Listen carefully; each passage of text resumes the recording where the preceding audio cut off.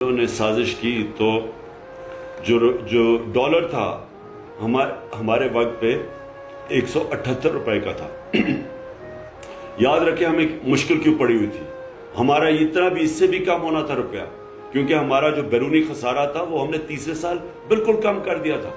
یہ چھوڑ کے گئے تھے نون لیگ تاریخی بیرونی ملک خسارہ، یہ چھوڑ کے گئے تھے تقریباً 20 ارب ڈالر. کبھی اتنا بڑا خسارہ پاکستان میں نہیں ہوا. ہم نے اس کو تیسرے سال بالکل نیچے لے آئے تھے. بدقسمتی سے عالمی قیمتیں اوپر چڑھی گئی. ہمیں سب سے بڑا جھٹکا تیل کا پڑا جو آج ان کو بھی ہے. لیکن اس کے ساتھ ساتھ ہم نے کرونا کے لیے جو ویکسین خریدی تھی وہ 2 یا 3 ارب ڈالر ہمارا ادھر چلا گیا. تو اس کی وجہ سے ہمارا ہوا، اور جو روپیہ ہمارا متاثر ہوا. تو اس کے باوجود 178 روپے کا ڈالر تھا. آج ڈالر پہنچ گیا ہے 208 روپے پہ. 30 روپے ڈالر مہنگا ہوا ہے. اب اس کے جو اثرات ہیں، ابھی جتنی بھی آپ کو میں نے مہنگائی بتائی ہے، اس سے اب بہت بڑھے گی جب آہستہ جب روپیہ گرتا ہے اور جب ڈالر مہنگا ہوتا ہے اور ڈالر میں چیزیں خریدتے ہیں تو یہ بھی تیل اور مہنگا ہوگا. اس کا مطلب ڈیزل، پٹرول، بجلی یہ سب اور مہنگی ہوگی. اچھا، اب میں صرف یہ ہلکا سا آپ کو بتا دوں کہ یہ جب سازش ہوئی تھی تو آپ کو یہ سمجھ آنی چاہیے. میں اپنی قوم کو کہنا چاہتا ہوں کہ ہمیں تو نااہل کہہ رہے تھے، لیکن جو پاکستان اکنامک سروے کی جو رپورٹ ہے اس کے مطابق یہ پاکستان کے جو پچھلے ہمارے جو 2 سال تھے 5.6% پہ ہماری اکانومی کی دولت میں اضافہ ہوا تھا، اور اس سال جب ہمیں ہٹایا گیا 6% گروتھ ریٹ تھی پاکستان کی. اب یہ سمجھ جائیں کہ یہ 2005-6 میں شاید اس طرح کی گروتھ ریٹ تھی. لیکن ان دونوں پارٹیز نے کبھی اس طرح کا گروتھ ریٹ 2 سال مسلسل نہیں کی. اور یہ اس وقت ہماری حکومت ہٹائی گئی جب اکانومی اوپر جا رہی تھی. ہماری جو انڈسٹری تھی، میں صرف یہ آپ کو بتا دوں کہ ہماری انڈسٹری 7.2% پہ بڑھ رہی تھی. ہمارا جو زراعت تھی وہ 4.4% پہ بڑھ رہی تھی. اور یہ اس کی وجہ سے ملک میں خوشحالی آ رہی تھی، کسانوں کے پاس پیسہ آ رہا تھا. کبھی اتنا زیادہ پیسہ کسانوں کو نہیں گیا جو ہمارے دور میں گیا. یہ پچھلے 2 سالوں میں ہماری پیداوار ریکارڈ تھی 4 فصلوں کی. اس وقت جب ہمارا ملک آگے بڑھ رہا تھا اور ہم نے ان دونوں نون لیگ اور پیپلز پارٹی سے ان 3 سال میں 55 لاکھ نوکریاں زیادہ مزید بڑھائی. سارے برے صغیر میں جس ملک میں سب سے کم بے روزگاری تھی وہ پاکستان تھا. تو اس وقت یہ انہوں نے سازش کی، مہنگائی کا بہانہ مارا. مقصد کچھ اور تھا. پاور میں آ کے نہ ان کو سمجھ آئی کہ معیشت کو کیسے سنبھالنا ہے، نہ ان کو سمجھ آئی مہنگائی کا شور مچا. مہنگائی کا میں نے آپ کے سامنے بتا دیا. مقصد ان کا صرف ایک تھا، NRO 2 لینا.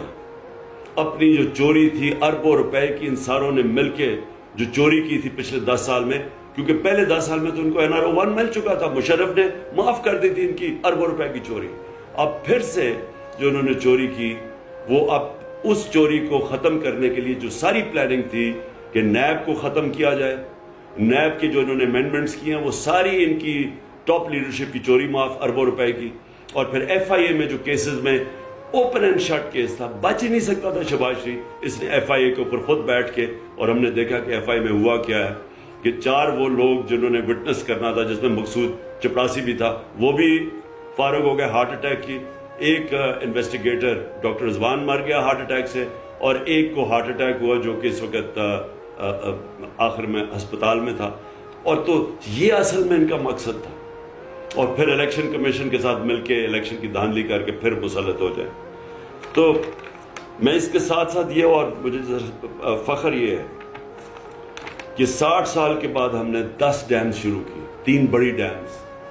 یہ پہلی دفعہ یعنی کسی حکومت کو نہیں آیا کہ آج پانی کا جو اتنا بڑا مسئلہ ہے، جب تک پانی کے ریزروائرز نہیں بنیں گے. جو ہندوستان میں انہوں نے کوئی 3-4 ہزار ڈیمز بنائی ہوئی ہے، چائنا میں 5,000 بڑی ڈیمز ہیں. ہمارے کوئی ڈیم ہی نہیں بنی 50 سالوں سے. یہ پہلی دفعہ ہم ڈیمز بنا رہے تھے، آگے کا سوچ رہے تھے، زراعت کا سوچ رہے تھے، کسانوں کا سوچ رہے تھے. پانی کی قلت جو آج سارے فیل کر رہے ہیں اس کو بچانے کے لیے ڈیمز پہ ریزروار پانی کو ریزرو کرنے کے لیے. اس کے علاوہ ہم نے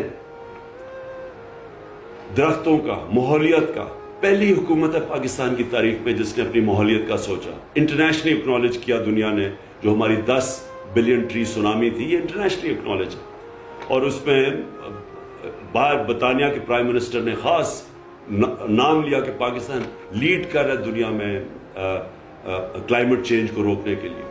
یہ کبھی پہلے کسی نے نہیں سوچا. اور اس کے علاوہ میں صرف یہ اب یاد کرانا چاہتا ہوں کہ ریکو ڈیک، جس کا ہمیں نقصان، ہمارے خلاف کیس ہم ہار چکے تھے، ہمیں اس ملک کو کم از کم 2000 ارب روپے کا نقصان ہونا تھا، وہ ہم نے کیس کیا. بلکہ وہ کیس بڑی 3 سال لگ کے وہ کیس کو ریزالو کیا اور اسی کمپنی کو واپس انوائٹ کیا.